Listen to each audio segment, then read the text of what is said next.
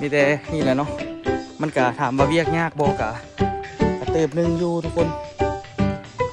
บ่ปฏิเสธว่ามันบ่ยากนะมันยากอยู่เนาะ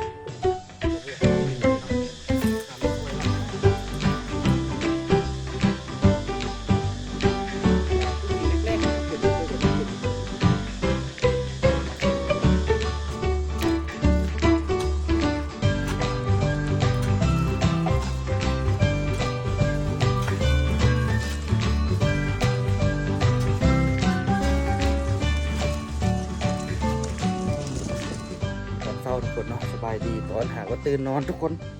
เศร้ามื้อนี้นี่กะสิได้ลุยเวียกต่อเนาะมื้อวานนี่โจะไปมืดแล้วเนาะมื้อนี้นี่สิให้มีน้ำมาช่วยอูขายเครื่องขายของเนาะแล้วก็ตัวสิได้ลงเฮ็ดเวียกต่อทุกคนเนาะมันก็คือเฮ็ดห้วยนะทุกคนเนาะแปลงห้วยให้มันแล้วทุกคนบ่ได้3 อันแล้วตอนนี้ก็เฮ็ดไปเรื่อยๆนะทุกคนเนาะจนกว่ามันสิได้ครบเนาะแต่ว่าตัวนี้นี่ก็หนักที่ได้ตัวนี้ก็สูงขึ้นกันเนาะแต่ว่ามันก็มีใครแต่มีค้านนะโตมีขี้ดินนี่แน่แล้วเนาะเขาก็เสียบไปตามดินนี่เลยทุกคนแต่สิมัดเล็กก่อนมือนี่คือสิอาจจะได้เททุกคนต้นตาลว่าต้นตาลสิมาซวยว่าสันดีอาจจะได้เทอยู่เนาะแต่บ่ฮู้ว่าสิได้เทบ่เบิ่งเทิงๆนี่งามไทยงามปะ ไปเดี๋ยวก่อนอื่นมาสิเฮ็ดเวียกพวกนี้เดี๋ยวตัวสิเคลียร์หดผักหดมีเกลือเป็ดเกลือไก่ก่อนเนาะทุกคนคนเอาเบิ่งไก่ตัวนี้ได้ฮู้นี่เกลือไก่ก่อนหดผักก่อนแล้วก็ลุยเวียกก็ได้ทุกคนมื้อนี้เนาะไปลุยทุกคนเดี๋ยวหดผักก่อนเมื่อวานตัวหดผักก็เปียกๆคักคุณน่ะซ้ำสีงามเนาะผักเนาะเดี๋ยวเปิดฝักบัวนี่ใส่ปึ๊บหดผักก็ได้ทุกคนเด้อผักก็กำลังงามทุกคนน้ำไก่น้ำกากันเรียบร้อยเนาะไก่ตัวนี้มันงูมันออกมานอกมันงูทางเข้าเลยว่ายาไม่ได้กินละ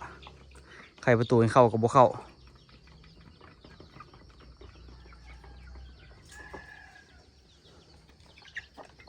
เดี๋ยวไปเมี่ยนทุกคนเนาะเดี๋ยวไปเมี่ยนเดี๋ยวไปมัดเล็กละเสียเอาเข้าอีกเท่านึงบ่เข้าหรอกก็แล้วเริ่มแล้วทุกคนเมื่อกี้ตัวกัดตีแล้วเนาะได้เริ่มแบบว่าตัวสิมัดเล็กออกไปเลยเนาะสุดก่อนนี่ตัวบ่ได้มัดเล็กทิ่มไว้เสียดายอยู่แต่ก็ยามันเนาะเดี๋ยวนี้ตัวนี้มันขึ้นสูงเลยมันขึ้นสูงนี่ตัวเสียดคานลงลุมนี่ก็มัดเล็กลงไปเอาก็ได้อยู่เดี๋ยวตัวนั้นตัวก็สิมัดเล็กไว้เลยเนาะแต่ละเสามัดเล็กทิ่มไปไว้คันเสียดคานทั้งลุมนำบ่ซั่นมันสิลำบากตอนต่อไปพุ่นเนาะมันสิยากเนาะเอาปุ๊บ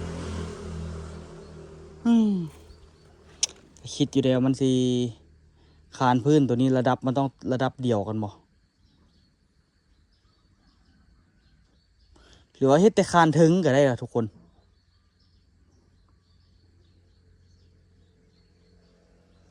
คันเฮ็ดแต่คานถึงได้บ่วะโทรถามเป้าหมายมันก่อนเป้าหมายนะทุกคนเป้าหมายว่าอันน่ะคานลุ่มนี่ต้องได้เฮ็ดเพราะว่าเฮาฝั่งเสาบ่ลึกแล้วเฮาเทอันน่ะกันเปื้อนมันเคกันเปื้อนน้อยน่ะคันสิว่าต้องได้เทคานจองเป้าหมายว่าเพราะว่ามันสิอันน่ะยากเนาะแล้วก็พื้นนี่ถามว่าจำเป็นคนที่เฮ็ดบ่ก็บ่จำเป็นปานนั้นเป้าหมายว่าเพราะว่าเฮาเฮ็ดคานน่ะนะเฮาเฮ็ดคานเอาสูงกว่าหน้าดินนิดนึงแล้วเวลาดินมาให้มันคานจองดินไว้หั่นน่ะทุกคนเนาะมันสิระดับเดียวกันเบิดเนาะเพิ่นบอกว่าอันนี้ถามว่าพื้นอันนี้ต้องได้เทบ่เพราะเราบ่จำเป็นเทก็ได้เพิ่นว่านะมีแต่เฮ็ดคานแล้วว่าคานนี่จำเป็นแล้วว่าเพราะว่าเฮาบ่ได้เทอันน่ะทั้งพื้นทั้งตีนมันเฮาบ่ได้จองว่าซั่นซะเฮาจองแต่อันน่ะเฮาขุดขุมมันต่ำนะทุกคนคืออันนี้นี่เฮาตั้งเสาขุดขุมต่ำนิดเดียวนึงเฮาบ่ได้ขุดลึกเฮาต้องได้เทคานเพิ่นว่าก็ฮะบ่เป็นหยังนะทุกคนเดี๋ยวตัวสิมัดเล็กไว้เลยแต่ว่าสิมัดเล็กลวงยาวนี่เบิดก่อนแล้วจึงมัดเล็กลวงออกข้างพี่เนาะต้องได้มัดเบิดก่อนทุกคนเนาะแต่ละเสาต้องได้มัดออกมาต้องได้เฮ็ดอันนี้ปะไว้เนาะปะไว้อาจจะเป็นบนต่ำบนสูงกับยามันเนาะลุยเราแล้วทุกคนบริลาแล้วได้ป่ะนี่ตลับเมตรหาก็ซื้อไหมแจมเลยของจีน มีแต่นี่แหละเนาะมันกะถามว่าเวียกยากบ่กะเติบหนึ่งอยู่ทุกคนบ่ปฏิเสธว่ามันบ่ยากนะมันยากอยู่เนาะเติบหนึ่งเลยแหละเดี๋ยวเอานั้นมาต่อเลยเอาเหล็กมาต่อเลยเนาะ วเลย4 เซน4 เซนก็เลยเด้เหลือไป2 เซนเนาะ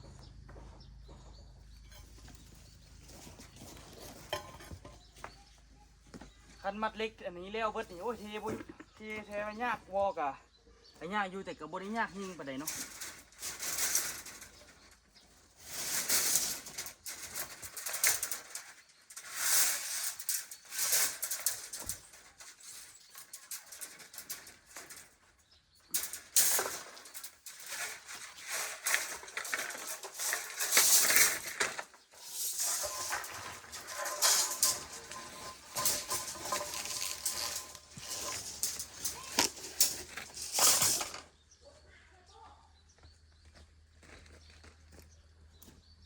เอาออก4 เซนเหลือแต่2 เซนเล็กนี่คือสิได้ซื้ออีกอะ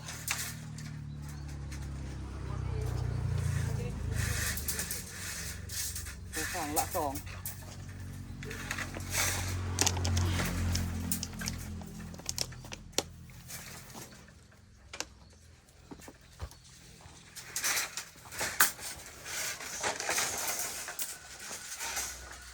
โอ้ย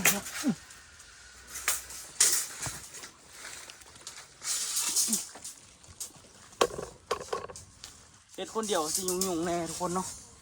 โอ้ยคนจับคนจองซอยถามเฮ็ดได้บอกเฮ็ดได้อยู่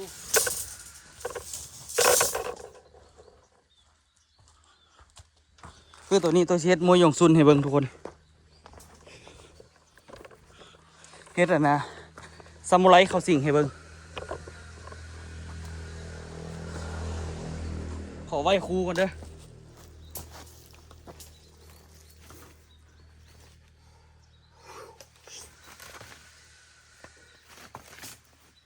อย่า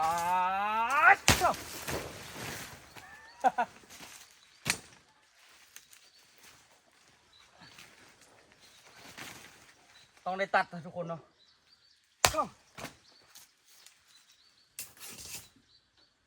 ตัวซีเฮ็ดอันนั้นก่อนมาเด้อทุกคนเด้อได้เลยกระตับต้นกล้วยแล้วเนาะ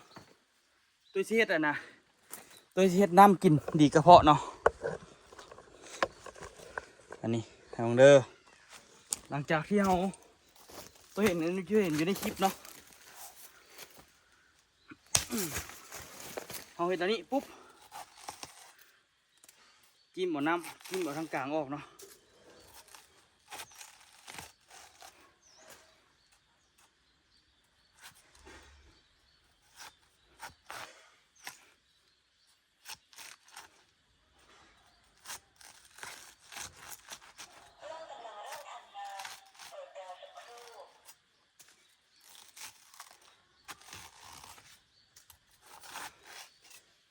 นี่แหละทุกคนยาดีกระเพาะเนาะ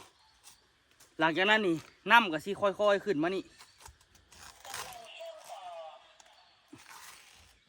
สามารถเอาบวงมาตักกินได้ตัวเห็นเขาเจ้าเฮ็ดดอกนี่ตัวที่ให้เอานะที่เอาให้เบิ้งเลยทุกคนเด้อว่าน้ำมันขึ้นยังไงอันนี้คือโบเมนอย่างทุกคนมันกรีดเนาะเห็นบ่เนาะมันเริ่มมีน้ำออกมาหลังจากมีน้ำออกมาแล้วมันก็สิออกมาเต็มนี่เนาะเราก็สามารถเอาไปกินได้แต่ก็เคยเห็นเขาเจ้ากินอยู่แต่ตัวบ่ได้กินจักเทื่อ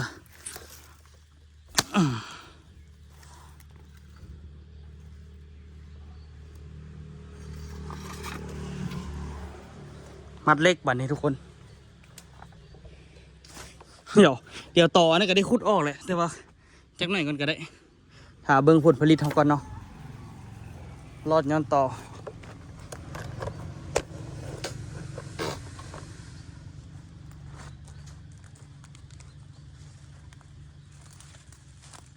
เดี๋ยวสิเอาลวดเอาปอกเนาะ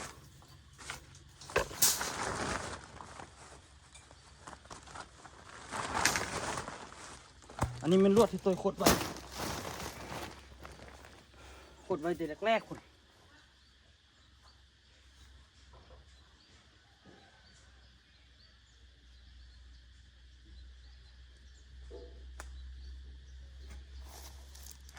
เริ่มเลย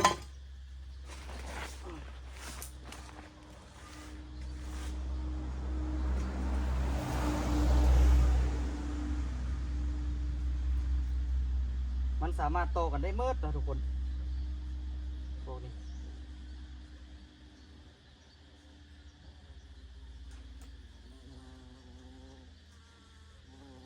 เดี๋ยวเราก็ต้องได้มัดเอาหลายนิดนึงเนาะ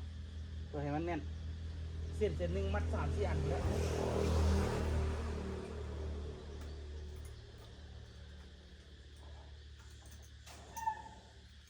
หรือว่ามัด3 อันก็ได้เนาะ3 ย่านเนาะ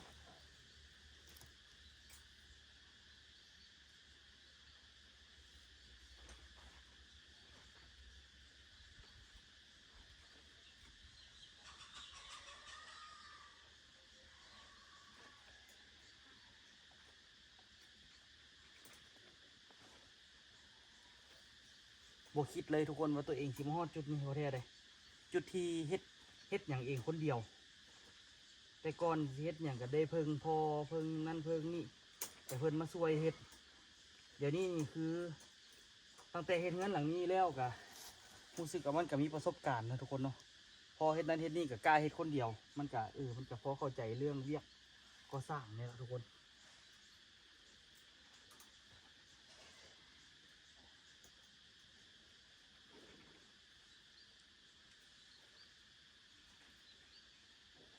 การมัดเหล็กการเทคานการเฮ็ดนั่นเฮ็ดนี่พอเว่าไปแล้วเขาก็เฮ็ดได้เว้ยสิด่ะถ้าค่อยเฮ็ดไปมันก็ได้เดี๋ยวมันก็มัดต่อนี่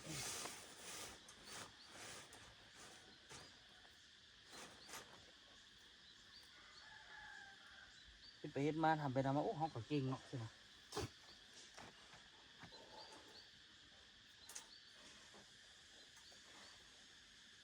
บอกว่าแล้วคืออวยตัวเองเนาะ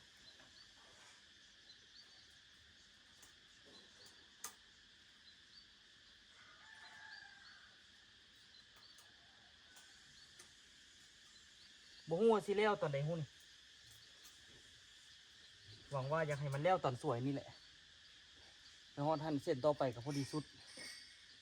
โอ้เล็กบ่พออีก2 เส้นนี่คือสิเอาไว้ต่อเสานี่แหละคือสิมัดแต่เล็กเลยมือนี้เบิ่งนี่คือสิมัดเล็กอย่างเดียวกับเวลามืดนั่นแหละมือนี้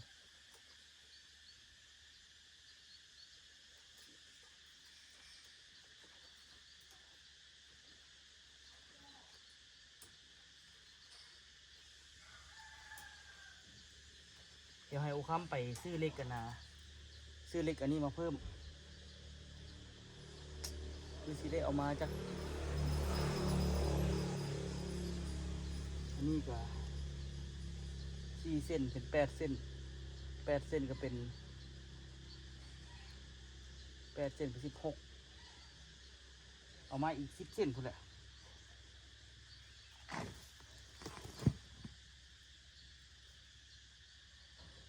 แต่ใครแต่เล็กอันนี้นี่มันก็พอซื้อได้ทุกคนมันพอเฮ็ดมันก็พอได้อยู่ราคาบ่นักเกินไปว่าซั่นซะแต่เล็กใหญ่กว่านี่ราคานักเด้ตัวนี้ราคามันก็พอฟังเนาะเดี๋ยวละตอนนี้ต่อไปก่อนเนาะ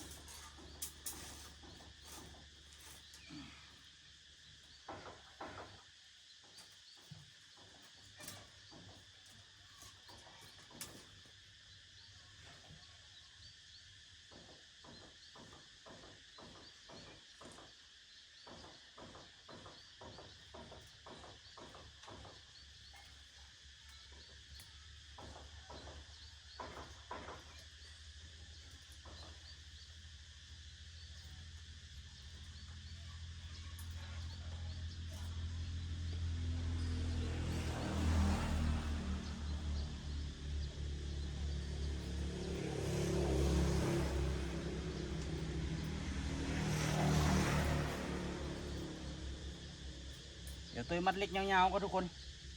คือสียาวอยู่มือนี้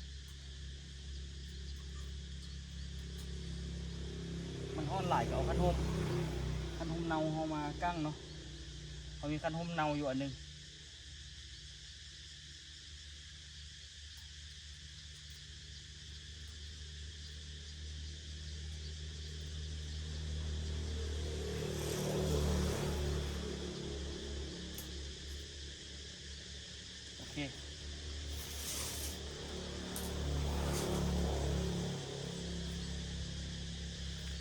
ตัวมัดล่ะมาพาทุกคนมาเบิ่งน้ำกันเนาะว่าสิออกมาเป็นอะไรนี่เห็นบ่ตัวมัดต่อตัวนี้หน่อยต่อตัวนี้ไปพูนน่าจะไก่ประมาณกล้วยตัวนั้นไปพูนแหละฮอดต้นนั้นเนาะมื้อนี้สิมัดให้มันสุดเลยแล้วก็สิมัดตัวเสานี่ให้มันแล้วเนาะเทคานอาจจะบ่ได้เทดอกมื้อนี้อะฝากติดตามทุกคนเดี๋ยวตัวสิมัดเล็กก่อนมัดเล็กฮอดจังหวะนึงตัวสิทายทุกคนเบิ่งน้ำกันอีกเนาะเบิ่งสภาพนี่นะเอาเวลาได้ไปเที่ยวเนาะคุณแล้วอันนึงแล้วทุกคนมัดแล้วอันนึงเบิ่งต้นตาลมามัดสวย3 อันเบิ่งกับบ่ได้ เบิ่งกับบ่ได้มัดสวย3 อันเพิ่นกำลังไปเอาครีมเพิ่นว่าโอ้มัดบ่เป็นเพิ่นว่ามัดอันนี้กำลังไปเอาครีมมาเนาะถ้าเบิ่งว่าสิเอาครีมมาละเพิ่นสิได้บ่เบิ่งตัวสิแก้คืนก่อนงามให้งามว่ะแต่ก็บ่อยากคัดน้ำใจเนาะตามมาสวยละแต่ที่จริงแรกๆไปก็เป็นแต่ตัวก็ยังเป็นแบบนี้เดี๋ยวมาผลให้มันไว้ก่อนมัดก็ยังบ่ทันแน่นหนาดีนะทุกคนมันยังบ่ทันมืออาชีพเนาะ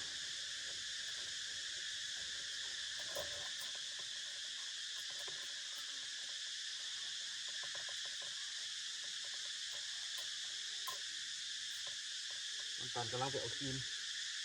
เจอบ่ฮู้ว่าเพิ่นสิได้บ่ตัวสิแปลงมันคืนเนาะ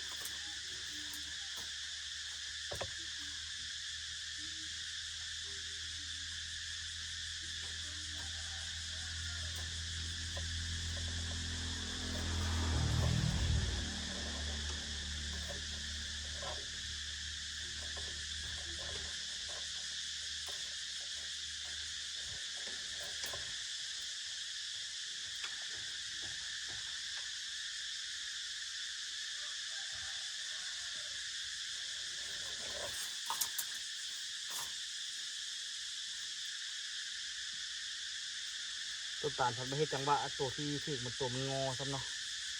มันก็เลยเป็นสิเล็ก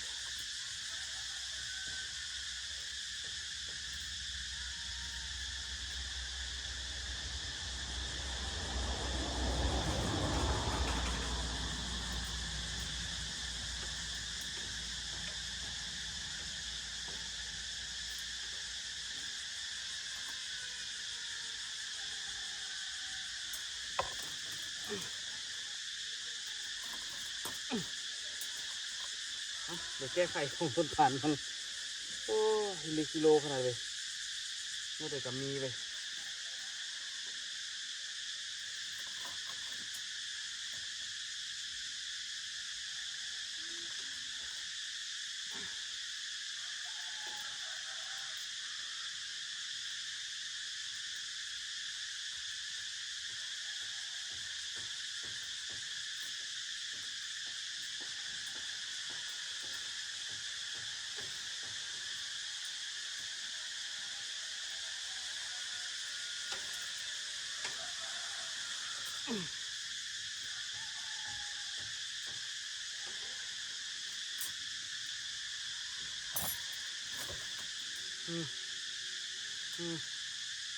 คนเฮ็ดน่ะเฮ็ดบ่ตั้งเนาะ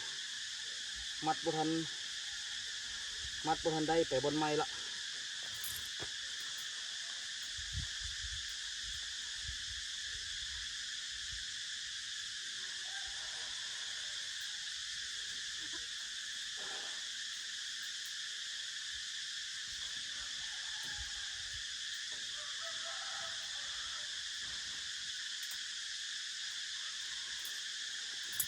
มัดบ่ทันเป็นกับปัญหากันก็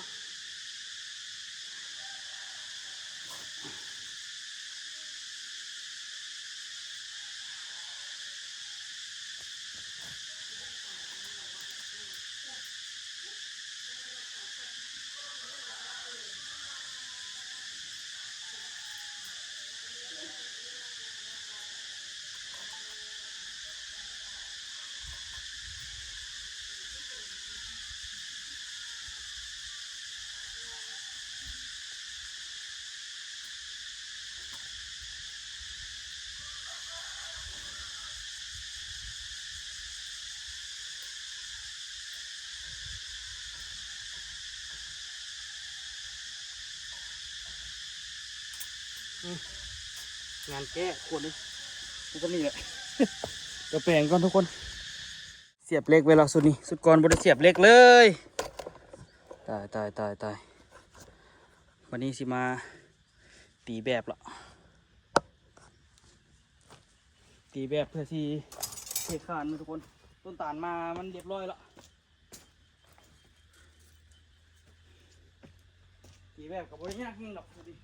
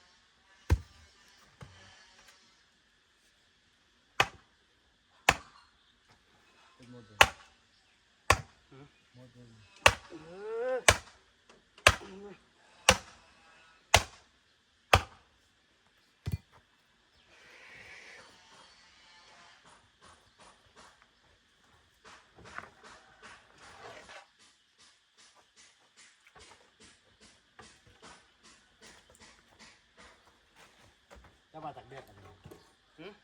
จะมาจากแบบ เงินเท่าไหร่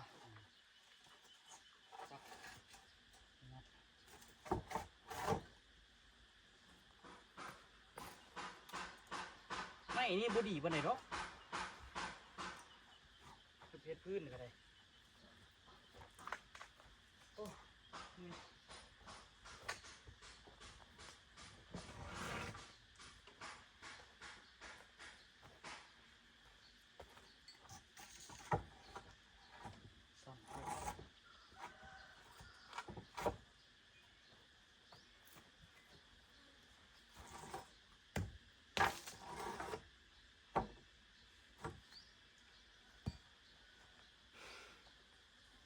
ธรรมดาท่านนี่ก็รับที่ขาดของก้อผมเพราะจะหาของทางได้ก้ออีกอย่างเป็นโต๊ะ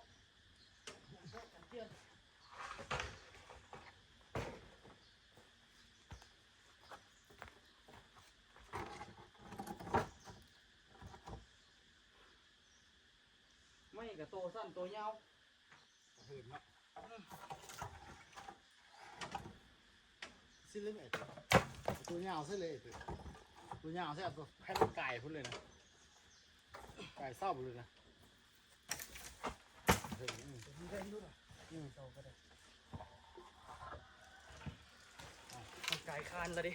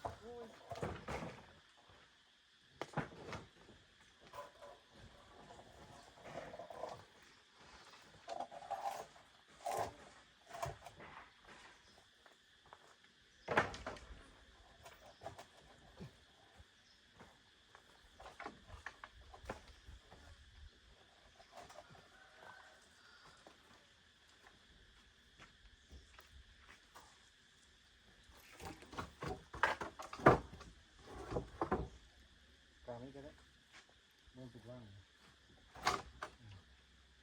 เอาลงนะสุดล่าง กะเอาไปเทปูนมันเข้าไปในว่างเขาเลยอย่างนั้นท่วมเสา มันจะได้ทำเสียก็เอาล้อน้ำปูน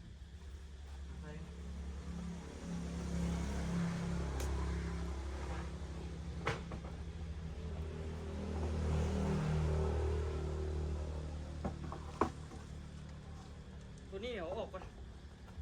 มันเหลือแต่ได้เดียวนึงเอาไม่น้อยมาใส่เอา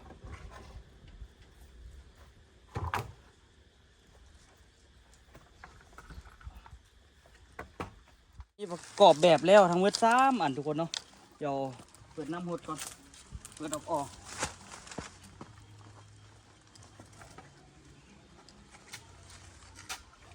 หดก่อนให้ตัน ฮะ หดน้ำก่อนเลย ไม่ยัง หดน้ำก่อน มันก็สาวไว้ฮะละบ่ ฮะ แจ้งอะไรเนี่ย ผมหมายหดแบกนะ หรือก็สาวไว้ฮะละบ่ โทษนะเดี๋ยวไอ้ยาไปหดเอาก็ได้ สาวเลยปูแข่งเลย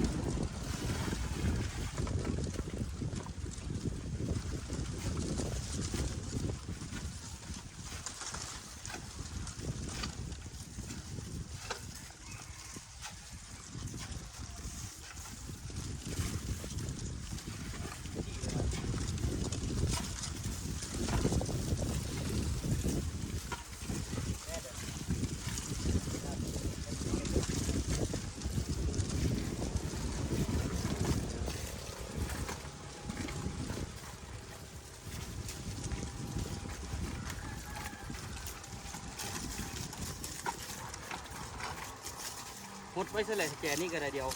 ปัดทีเทแล้วจึงหดอีกเพราะว่ามันจะแห้งแล้วปัดทีเท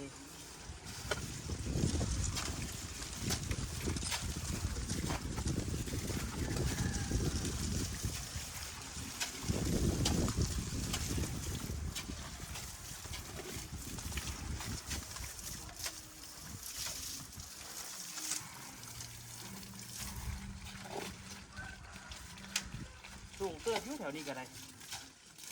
แถวนี้ก็สูงเติบอยู่สิ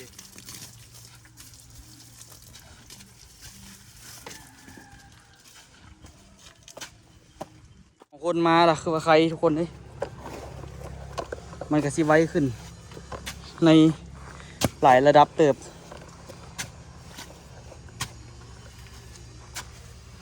เทเบื้องกันก็ได้นะเอาบริคนมัดคือเก่า มันก็สาวกันเลยแข่งมาเลย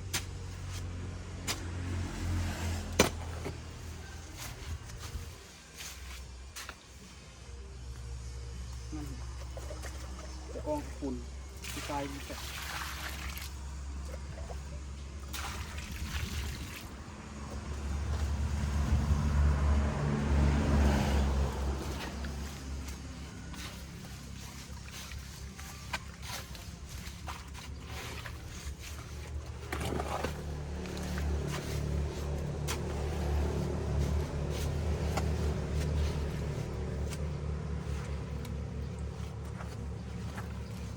ธรรมดาเฮ็ดไปทางนั้นฝุ่นมันไหลออกนี่หมดละไอ้ปินทางส้นไปทางนี้ไอ้เอาดินถมมันไว้คนทางนั้นเอาพี่ก่อนมาเฮ็ดมามันว่าโขกวาดพื้นน่ะ ได้เป็นหนึ่ง หือ แต่ยิงแม่คอยคุดก่อนสามแก่นะ คนเมื่อประเดี๋ยวมันกับเมื่อยคอยคนมันบ่เมื่อยคนที่ทางนี้ค คาน น นี่ เดียว ก่อน เพิ่งนั้น คานนี่ก่อนบอลมีน้ำนาที เอาเบื้องแห้งพวกมันไว้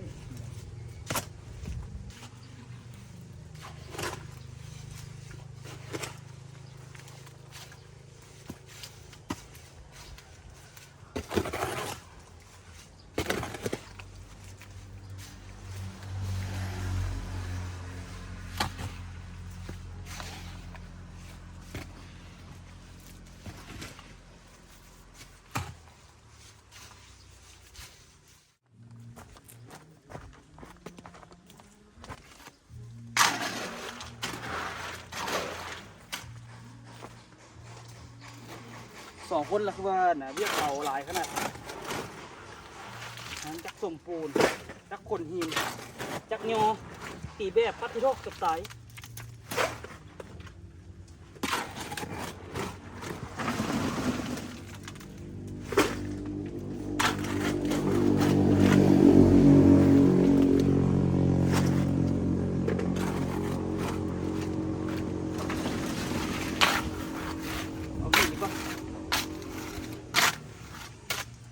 ได้คานหนาหนึ่งนะทุกคนเนาะมัดเล็กก็ถือว่าแล้วได้คานอีกคิดว่าสิได้มัดเล็กมือนี่ถือว่าแล้วไวอยู่ทุกคนนี่ได้คานหนาหนึ่งคนต่างดอกคุ้มค่าแท้คุ้มค่าวาปูนเป่าหนึ่งว่าท่านคุ้มค่าไปแล้วพุ่นน่ะ โคตรคุ้มเลยเอ้าเกิดมาเคยเห็นแล้วเทปูนปูนเปล่านึ่ง นี่ตัวนั้นบอกสูงไอ้กระเซตซี่เป่าหนึ่ง ปูนเปล่านึ่ง พวกนี้แห้งสูงกว่านี้เด้มึงไหม ปูนเปล่านึ่งต้นหินที่5 โล จริงแข็งแห้งดี หลาย คนได้แห้งดี เข้า ไปทุกคนเนาะไว้เจอกันคลิปหน้าทุกคนอาจจะได้ต่อแต่ว่าหินกับซีเบิร์ดละบุ้งว่าซีพอเราไปเบิ่งก่อน ทีนี้แล้วก็พอเดี๋ยวซ้ำ2 พันแล้วพอ โอ้หลุดได้นี่สายมันอันนั้นสายมันหลุดได้นี่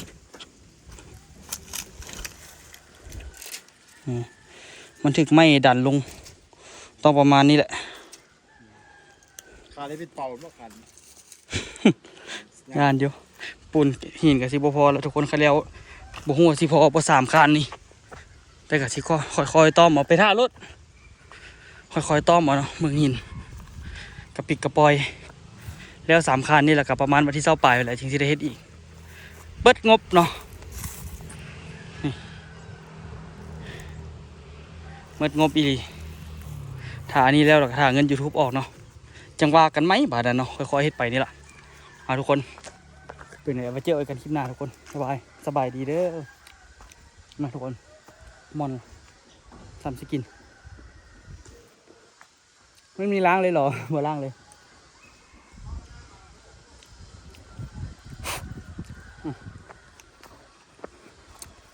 สบายดี